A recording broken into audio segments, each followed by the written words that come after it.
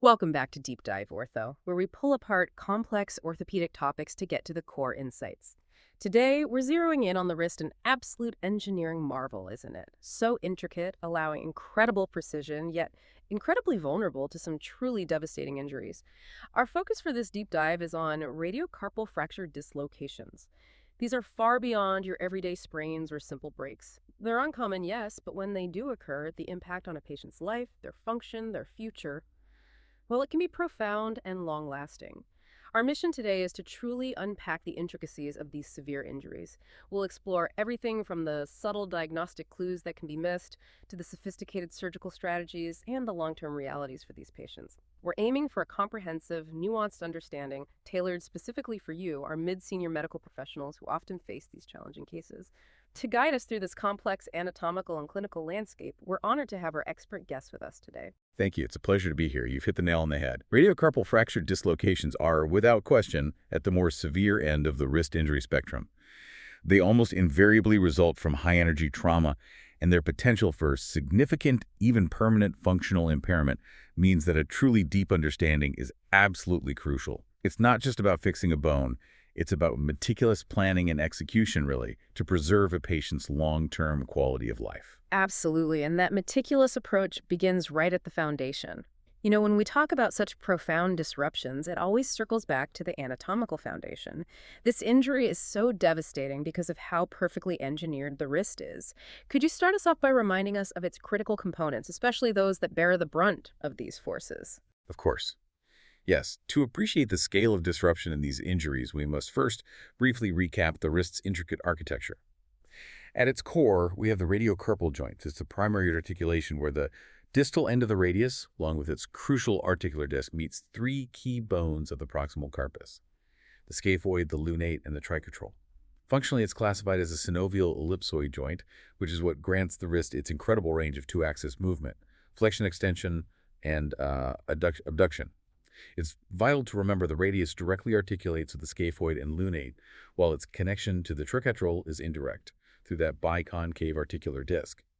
And that disc is actually part of the larger triangular fibrocartilaginous complex, the TFCC. Adjacent to this, and equally critical, is the distal radial ulnar joint, or DRUJ. This is a synovial pivot joint formed between the ulnar head and the sigmoid notch of the radius. Now here's a truly remarkable insight. While bones obviously provide structure, the osseous components of the DRUJ contribute only about 20% to its overall stability. Only 20%. Yes, only about 20%.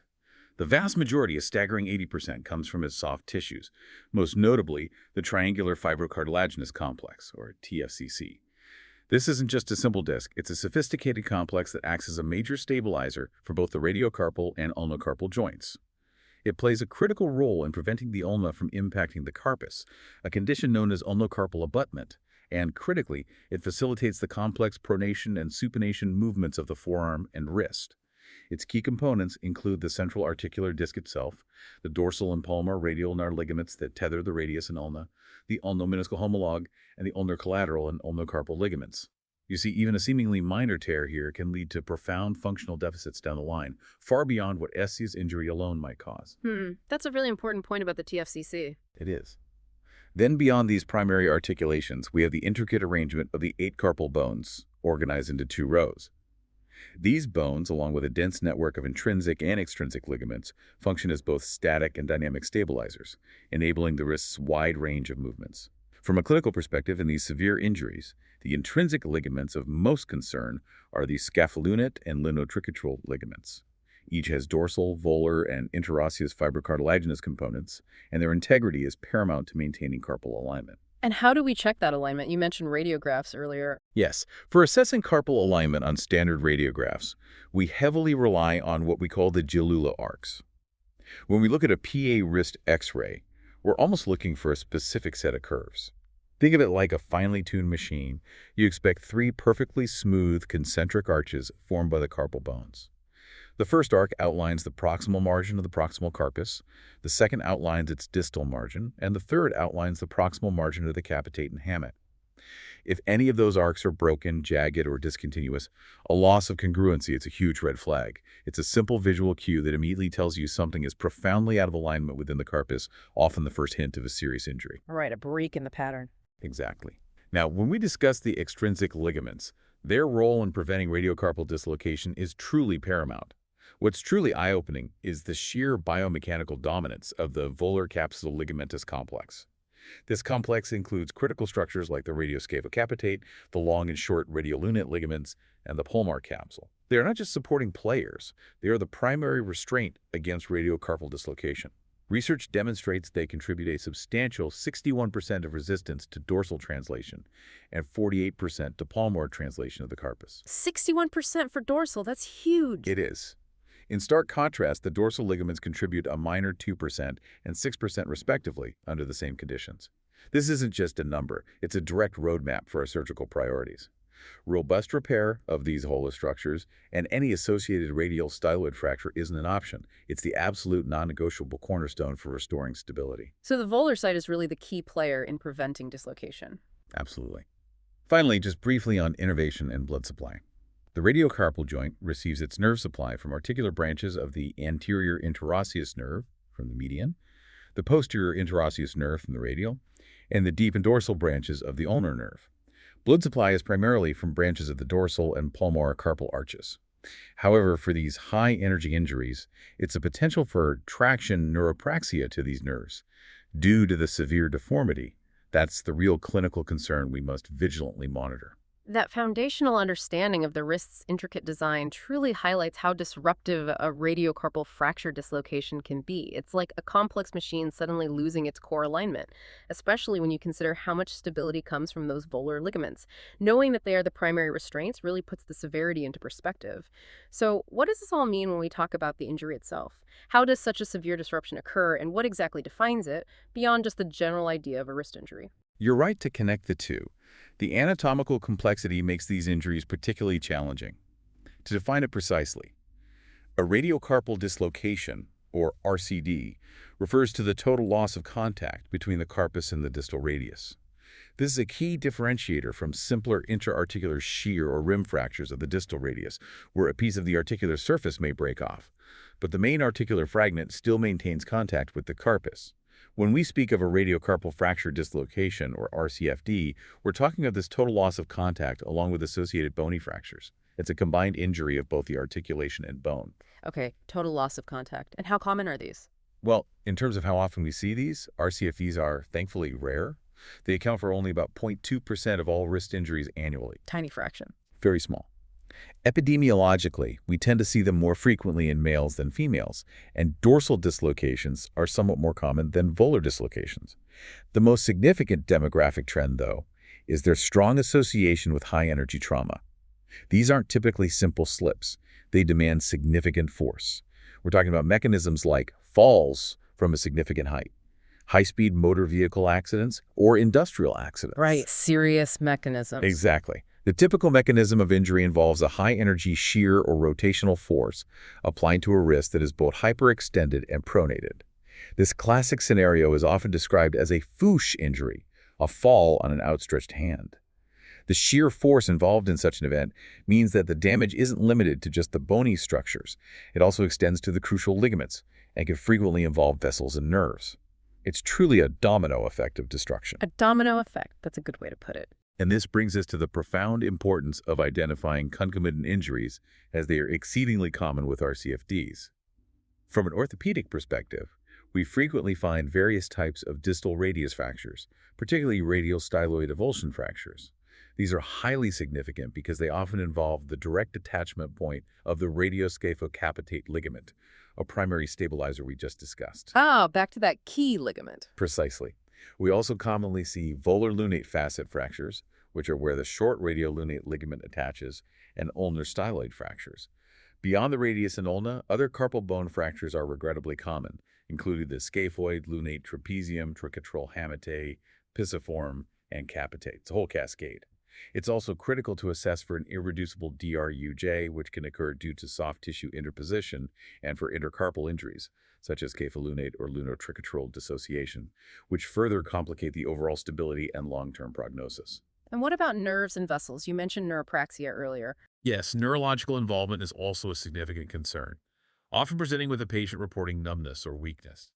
Median nerve injuries are more frequent than ulnar nerve injuries in these cases. These are typically due to a mechanical traction, neuropraxia, where the nerve is stretched or pulled over the deformed wrist during the injury. It's not necessarily a direct laceration, but the nerve is functionally compromised by the extreme distortion of the anatomy. Additionally, radial and ulnar artery injuries are not uncommon due to the severe deformity that occurs, sometimes requiring immediate vascular assessment and potentially repair. That cascade of associated injuries you mentioned, it really drives home how much is at stake. It's not just a bone break, it's a systemic disruption affecting bones, ligaments, nerves, vessels. Here's where it gets really interesting. The sheer force required and the cascade of associated injuries underscore the critical need for a meticulous approach. So when a patient presents with this level of trauma, how do we, as clinicians, effectively cut through the noise and get a definitive diagnosis? What are your go-to imaging strategies, and what are the critical findings we should be looking for? Indeed, diagnosis is foundational, and it starts with the most accessible tools. Conventional radiography, or X-ray as it's commonly called, is always the primary radiological investigation for acute wrist trauma. For suspected wrist fractures, it's essential to obtain at least 3 views: the posterior, or PA view, the lateral view, and a 45-degree oblique view. For increased sensitivity, particularly when a scaphoid fracture is suspected given their high incidence in Fuchs injuries, we'll often place the hand in ulnar deviation for the PA scaphoid views, as this elongates the scaphoid bone and can unmask subtle fractures. High-quality radiographs with standardized positioning are key. Poor images can lead to significant misdiagnoses. Right, good quality views are essential. What are the signs on X-ray? On the PA view, crucial radiographic signs of a radiocarpal dislocation include a total loss of contact between the carpus and the radius, often with ulnar translation of the carpus and widening of the intercarpal spaces. As we discussed, a clear sign is the disruption of the Jalula arcs, those 3 concentric arcs that define normal carpal alignment, losing their collinearity. The broken arcs again. Exactly. Yeah. If you see breaks in those smooth curves, it's an immediate red flag. On the lateral view, we look for obvious dorsal or volar radiocarpal wrist dislocation and a loss of collinearity of the lunate with the articular surface of the radius. If there's a lunate dislocation, you'll specifically see what's often referred to as the spilled teacup sign, where the lunate displaces volarly, resembling an overturned teacup. Ah, the spilled teacup, classic sign. It is. When evaluating associated discal radius fractures on X-ray, we also measure several parameters that correlate strongly with long-term patient outcomes. These include radial length, normally 11 to 22 millimeters, radial inclination, normally 13 to 30 degrees, and the volar, or dorsal tilt, measured on the lateral view, normally ranges from 4 degrees dorsal to 11 degrees volar tilt.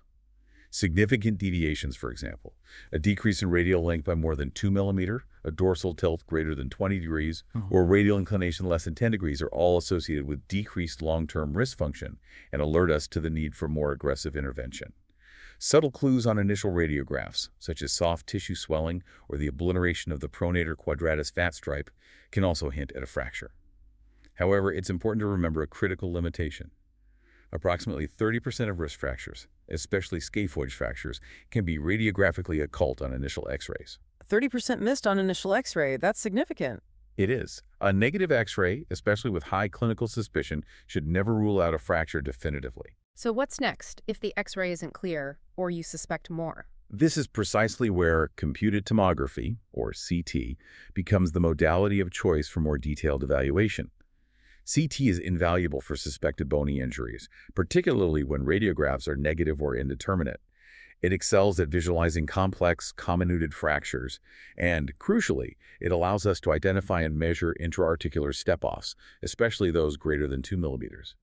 We know these strongly correlate with late development of osteoarthritis and typically warrant open reduction and internal fixation to restore articular congruity. CT also provides multiplanar and volumetric reformations, which are incredibly useful for comprehensive preoperative planning, allowing us to virtually reconstruct the injury before we even enter the operating theater. So CT for the bone detail and planning. Exactly. It's also superior for detecting subtle, non-displaced scaphoid fractures and other associated carpal injuries that might be missed on conventional X-rays. Furthermore, CT is the gold standard for evaluating DRUJ dislocations, with the epicenter method being the preferred technique for assessing its instability and guiding reduction. Okay, and where does MRI fit into this picture? Magnetic resonance imaging, or MRI, has a more limited role in the acute phase of fractures and dislocations due to its availability, time constraints, and cost. However, its critical role lies in evaluating soft tissue injuries, such as damage to tendons, ligaments, and muscles components often severely compromised in these high-energy traumas. It's also excellent for detecting truly occult fractures, particularly trabecular fractures without cortical breach, which CT gonna miss. For instance, a short protocol MRI can be used effectively in the emergency setting specifically for suspected occult scaphoid fractures. Optimized parameters for wrist MRI typically involve an 8-12 centimeter field of view, 3 millimeter slice thickness, and dedicated phased array extremity coils. Sequences like T2-weighted or proton density with fat suppression are ideal for detecting bone marrow edema and fracture lines, while T1-weighted sequences are added for assessing bony alignment. It truly provides the missing pieces of the puzzle when the soft tissue injury is extensive or unclear. That's a powerful toolkit for diagnosis. It really underscores the importance of choosing the right imaging at the right time to get the full picture, especially when so much can be missed on initial radiographs. It's not just about seeing a break, it's about truly understanding the extent of the damage to both bone and soft tissue. Once we've identified and fully characterized the injury, how do we categorize these complex fracture dislocations? Are there classification systems that help guide prognosis and management? That's an excellent point, as classification helps us both understand the severity and plan our approach. While we have several classification systems, it's worth briefly acknowledging some of the eponymous distal radius fractures first.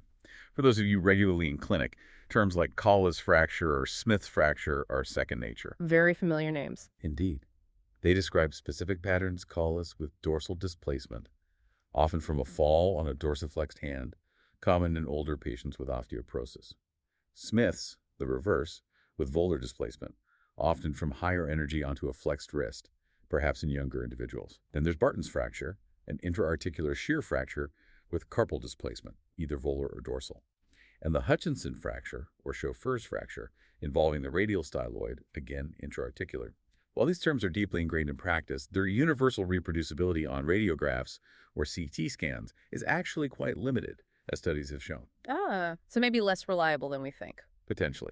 Therefore, when assessing the severity of radial fractures in the context of RCFDs, the most important considerations for us are the precise displacement of the fracture fragments, the extent of intra-articular extension, and any step-off, particularly the DRUJ or radiocarpal joint, the degree of comminution, and critically, the presence of any associated ulnar, other carpal bone, or soft tissue injuries.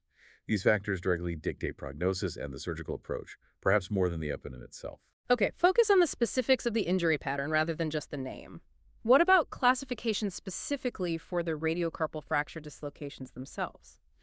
Yes, moving specifically to radiocarpal fracture dislocations, there are a couple of classifications we refer to. The Mooney classification divides these injuries based on the presence of intercarpal involvement. Type 1 injuries are RCFDs without associated intercarpal dissociation. So the dislocation is at the radiocarpal joint, maybe with a radial styloid fracture, but the carpus itself remains intact as a unit. Type 2, on the other hand, involves an RCFD with associated intercarpal dissociation, maybe a carpal bone fracture or an intercarpal ligament tear. This means the injury has propagated further into the carpus. And does that distinction matter clinically? It does. It's generally accepted that type 2 injuries are typically more severe and are associated with worse outcomes, often necessitating open reduction and more extensive repair. They demand a heightened level of vigilance. Right, more complex repair needed. Then there's the Dumontier classification. This classifies RCFDs into two groups, historically attempting to guide the surgical approach. Type 1 is a purely ligamentous RCFD, or one involving only a small cortical avulsion off the radius. The key here is primary ligamentous failure. Type 2 refers to an RCFD associated with a large radial styloid fracture fragment, involving at least 1/3 of the scaphoid fossa. The implication is the crucial ligaments are attached to that displaced styloid fragment. Historically, this suggested maybe a volar approach for type 1 and dorsal for type 2. However, clinical experience has shown that outcomes varied, and current thinking often requires a more combined, comprehensive approach regardless of this classification to ensure full anatomical restoration. So the Dumontier type might not dictate the approach as much anymore. Not rigidly, no. The injury itself dictates the approach needed for full reduction and fixation. Finally, it's also important to consider the Mayfield classification for paralunate instability, as RCFDs can be part of this progressive spectrum, especially with high-energy trauma. This describes a sequential pattern of ligament disruption around the lunate, stage 1, Scapholunate dissociation widening of that interval, a lesser arc injury. Stage 2, paralunate dislocation. The lunate stays aligned with the radius, but the rest of the carpus dislocates, usually dorsally. This is often a greater arc injury, potentially involving fractures like a transscaphoid paralunate dislocation. Stage 3 adds lunotriquetral joint disruption. Stage 4, complete disruption of radiolunate ligaments, allowing the lunate itself to displace volarly, that classic spilled teacup sign again. The whole carpus sort of unravels sequentially. Precisely. And it's worth noting that transscaphoid paralunate dislocation is actually the most common pattern of paralunate fracture dislocation we encounter. These stages highlight the extensive damage possible beyond just the primary RCFD, profoundly impacting function if not addressed comprehensively. So, what does this all mean for the clinician? These classifications, while imperfect perhaps, clearly highlight the need to look beyond the obvious and consider the full spectrum of injury. It's not just a dislocation, it's what else has been disrupted and the sequence of that disruption. Once the injury is thoroughly assessed and classified, the next critical step is management. What are the current approaches, both conservative and operative, and what evidence guides these often complex decisions? Precisely. The initial management is immediate and critical, often in the emergency department. The primary goal, as soon as the patient presents, is to perform an immediate reduction of the dislocation. This is paramount, not just to alleviate pain, but to prevent further neurovascular injury. Remember, those nerves and vessels are stretched, and to facilitate subsequent imaging by normalizing the anatomy somewhat. Immediate reduction can make a real difference to nerve recovery. Our overarching objective is meticulous restoration of wrist anatomy, paying particular attention to the radial and ulnar styloids, and crucially, restoring the precise length of the attached ligaments. This anatomical restoration confers stability and is directly linked to positive long-term outcomes. Good results are achievable with concentric reduction, treatment of intercarpal injuries, and sound repair of bone and ligament damage. So immediate reduction first. Is non-operative management ever an option? Well, for non-operative management, the indications are quite specific and, frankly, limited for true RCFDs. It's typically reserved for patients not medically stable for surgery, or in those exceptionally rare cases where a truly stable radiocarpal joint is achieved after a perfect closed reduction, confirmed by stress imaging. The technique involves longitudinal axial traction, then casting for up to 6 weeks, usually a sugar tongue or long arm cast, allowing ligamentous scarring. While historically some purely ligamentous injuries did okay with this, especially in older, low-demand patients, it's associated with common persistent instability, like ulnar translation and reduced range of motion. So generally not the first choice for these high-energy injuries. Generally not. For a high-energy RCFD, non-operative management is almost always considered suboptimal due to the high risk of chronic instability, stiffness, and post-traumatic arthritis. Which leads us to surgery. It's exactly. Operative management is widely considered the standard of care for virtually all RCFDs. The main indications are an irreducible dislocation. We can't get it back in place closed, or an unstable joint after attempted closed reduction, where it simply won't stay reduced. The general approach involves open reduction, internal fixation, or RIF, often with radiocarpal pinning and meticulous ligament repair. The goal is stable fixation, allowing early, protected motion. Okay, let's get onto the surgical techniques. What approaches do you typically use? When it comes to surgical approaches, we often utilize a volar Henry approach to the distal radius. This offers advantages: nerve decompression if needed, fasciotomy access, direct repair of those crucial volar ligaments, and good access for radial styloid fixation. However, it's often not sufficient alone. A dorsal approach may also be necessary, particularly for dorsal buttress plating or to elevate impacted articular fragments. In fact, a combined volar and dorsal approach is frequently required. Surgeons shouldn't hesitate to make that second dorsal incision for adequate exposure and precise reduction of all fragments. An inadequate approach risks a poor outcome. Right, do what's needed for full visualization and reduction. What about external fixation? Provisional stability can be achieved with external fixation. This is incredibly useful acutely for restoring length, controlling an unstable limb, protecting repairs, and allowing early elbow-forearm motion while the wrist is held. It can be provisional before definitive internal fixation, or sometimes definitive immobilization for 4 to 6 weeks in complex cases or those with significant soft tissue injury. And the internal fixation itself. You mentioned 3 columns earlier. Yes, a key principle is often 3-column fixation, addressing the radial, intermediate, and ulnar columns. For the radial column, radial styloid, robust fixation is crucial due to that radioscaphocapitate ligament attachment. We might use K-wires, compression screws, or small plates, dorsal, volar, or radial. If it's a small fragment or ligament avulsion, soft tissue repair with suture anchors may be needed. Robust repair here is paramount for stability. The intermediate column, lunate fixation, typically uses interfragmentary screws or tension band wires. Again, suture anchors for ligamentous issues. Anatomical reduction here is critical. Even a 1–2 millimeter step-off risks significant arthritis. The ulnar column, distal ulnar styloid fixation, is more controversial, but indicated for DRUJ injury or persistent instability. This might involve fixing an ulnar styloid fracture, K-wire screw tension band, or TSCC repair. If the DRUJ is dislocated, it needs meticulous reduction and often pinning in mid-supination to maintain it while the TSCC heals. The DRUJ is often the forgotten joint, but instability there is debilitating. It sounds like addressing all three columns comprehensively is key. It often is. And ligament repair itself is a cornerstone, often needing magnification. For volar extrinsic ligaments, suture anchors can reattach them. It's critical not to over-tighten, which could limit extension and cause stiffness. We must also evaluate and repair other significant ligaments if disrupted, like the scapholent, leaving that unstable leads to poor outcomes despite good radiocarpal repair. For impacted articular fragments, bone grafting, example from iliac crest, might be needed to restore the joint surface. And you mentioned nerve decompression earlier, too. Absolutely. Neurovascular decompression is essential if there are neurological signs pre-op or concern for compartment syndrome. Typically achieved via the Palmer approach with flexor retinaculum release, critical for these high-energy injuries. That's a powerful combination of techniques, really customizing the approach to the specific injury. It sounds like the emphasis is always on restoring that precise anatomical alignment and stability. However, even with the most meticulous surgical intervention, the journey doesn't end there. What are the common complications we need to anticipate, and what does the post-treatment rehabilitation look like? It sounds like it could be a long road. You're absolutely right. Surgery is often just the beginning, and vigilant post-treatment care is vital. After operative repair, patients typically undergo immobilization, averaging maybe 5 weeks, range 4 to 8 weeks, often in a splint or cast, depending on surgical stability and soft tissue repair. But even during immobilization, it's crucial to start immediate, gentle, regular movement of all uninvolved joints, shoulder, elbow, fingers, thumb, to reduce swelling and prevent stiffness elsewhere.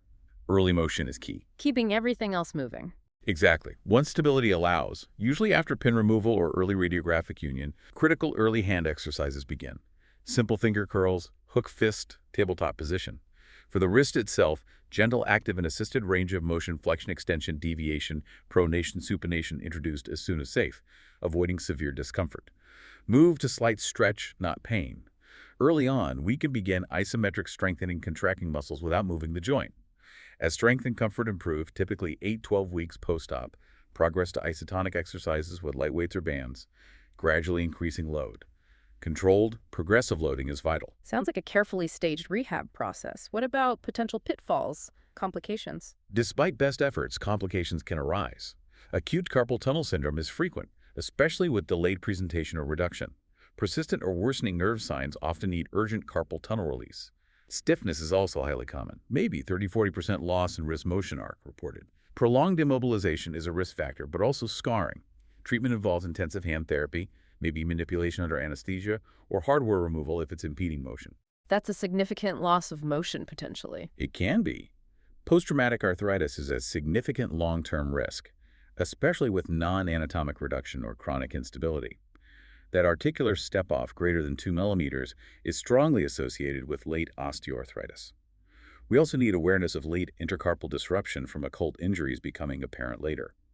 While many neurological deficits resolve after reduction decompression, some may persist, like residual numbness. And non-union or osteonecrosis is a concern for associated scaphoid fractures due to its blood supply and neglected hook of hamate fractures. A lot to watch out for long-term. What's the overall prognosis typically? Turning to long-term outcomes, the good news is that with early diagnosis, precise anatomical repair, stable fixation, and good rehab, good functional outcomes can generally be expected. Reviews show promising results. One study reported mean flexion extension arc of 100 degrees, grip strength 86% of the other side. That's excellent given the injury severity. Many patients resume prior occupations, even high-demand ones. However, open injuries and Dumont type 2 injuries historically show less favorable results, often needing more rehab and having higher complication rates. We use outcome scores like Quick Dash, PWRE, to assess function, pain, motion, grip strength. Scores over 65 often considered satisfactory. Interestingly, clinical scores and X-ray changes don't always correlate perfectly with patient-reported function. Someone might have arthritis on X-ray but feel fine functionally, or vice versa. That's an interesting point about the disconnect sometimes between imaging and function. It is. And in some refractory cases with persistent instability or severe arthritis, secondary interventions like radiolune fusion or even total wrist fusion might be needed as a salvage procedure later on. That's a truly comprehensive overview, highlighting both the successes we can aim for and the significant challenges demanding ongoing vigilance. This raises an important question.